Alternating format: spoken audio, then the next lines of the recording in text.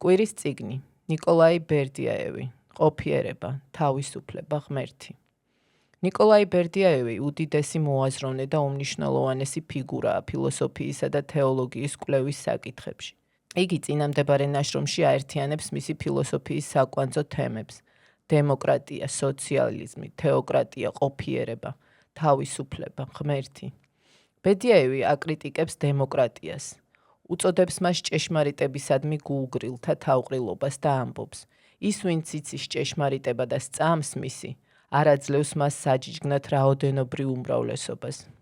ერისგან ამოგლეჯილი თაობა, თანამედროვე თაობა, ისიც არასრულად, რომელმაც თავი ისტორიულ ბედიღბლის გამგებლად წარმოიდგინა, არ შეიძლება განსაზღვრავდეს ერის ნებას. მისი გადაჭარბებული წარმოდგენა საკუთარ თავზე, მისი თვითდამკვიდრება და გარდასულ თაობებზე განდიდება არის სწორედ დემოკრატიის სიყალბე. ბერდიაევი უარყოფს ერის ნების არითმეტიკულად გამოთვლის იდეას არჩევნების სახით და ხაზს უსვამს, რომ ერის ნება მის მთელ ისტორიულ ციკლში, მისი კულტურის ნირში, უპირველეს ყოვლისა ერის სულიერ იდეალებშია გამოხატული და ამითვე უნდა ხელმძღვანელობდეს. არც სოციალიზმის მიმართ იშურებს კრიტიკას. მისთვის სოციალიზმი პრინციპულად უარყოფს ერისა და ინდივიდის ნების თავისუფლებას და წარმოადგენს ჭეშმარიტების იდეის ქონის პრეტენზიით შეპყრობილი, უმცირესობის ტირანულ ბატონობას წყვდიათში მყოფ მდაბიო უმრავლესობაზე.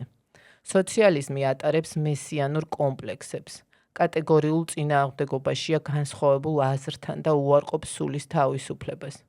თავისუფლება, როგორც ჩანს, დაკავშირებულია არასრულყოფილების უფლებასთან. აღნიშნავს ბერდიაევი და თვლის, რომ ერის ნება დამყარებული უნდა იყოს ჭეშმარიტებაზე და არა მასათა ნების რიცხობრიობაზე ან გაბატონებულ უმცირესობაზე.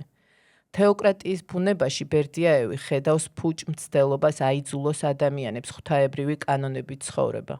ღმერთი და ჭეშმარიტება ვერ იქნება იძულებითი. ამგვარად თეოკრატიას არ შეუძლია იყოს ქრისტიანული, რადგან ქრისტიანობა პირველ რიგში ინდივიდის თავისუფლებიდან ამოდის.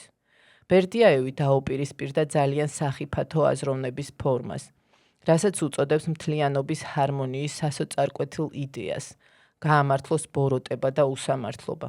ცალკეული პიროვნება და მისი ბედი მეტი ღირებულებისაა, ვიდრე მთლიანის ჰარმონია.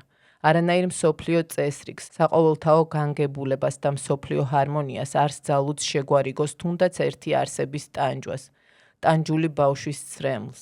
მკაცრად აკრიტიკებს ღმერთის როგორც აბსოლუტური მონარქის, მმართველის, მსაჯულის წარმოდგენას მონურ იდეებს.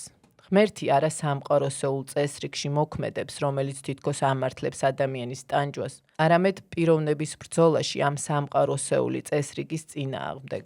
ღმერთი არა სამყაროსეულ წესრიგში მოქმედებს, რომელიც თითქოს ამართლებს ადამიანის ტანჯვას, არამედ პიროვნების ბრძოლაში ამ სამყაროსეული წესრიგის წინააღმდეგ.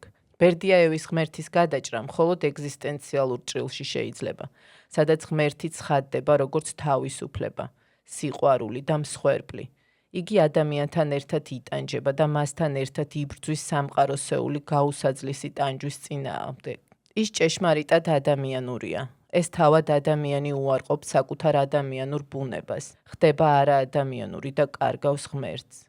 ბერდიაევისთვის ყოფიერებაც, თავისუფლებაც და ჭეშმარიტებაც ინდივიდიდან ამოდის. ინდივიდია ნამდვილი ცვლილების სამოქმედო ველი და სამყაროც ხდება ინდივიდში.